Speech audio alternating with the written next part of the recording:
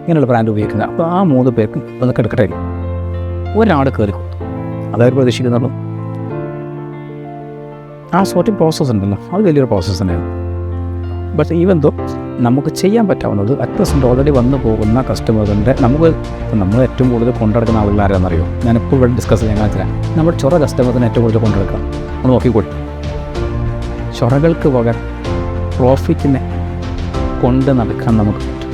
അതാണ് ഐഡൻറ്റിഫൈ ചെയ്യുന്നത്. ഒരു പ്രൊഡക്റ്റ് വാങ്ങി പോകുന്നു, അവൻ വീണ്ടും വരുന്നു, അവൻ മാറ്റിക്കുന്നു, അവൻ കടൻ്റെ ഉള്ളിലേക്ക് കയറുന്നു, അതിനെക്കുറിച്ച് കുറ്റം പറയുന്നു, മറ്റേ കസ്റ്റമർ വെക്കുന്ന സമയത്ത് അതിൻ്റെ ഇടയിൽ കൂടി നിങ്ങളോട് 2 വർത്തമാനം പറയുന്നു, നിങ്ങളൊരു വർത്തമാനം തിരിച്ച് പറയുന്നു. Is not at all your good customer. He is a headache to your business. അവനൊക്കെ ഒഴിവാക്കിയിട്ട് വേറെ നല്ല പീസിനെ കൊണ്ടുവരാൻ വരുമ്പോൾ നല്ല കസ്റ്റമർ ഒരിക്കലും എന്തെങ്കില്ല തോന്നുമ്പോൾ പോയി വന്നു നടക്കൂല.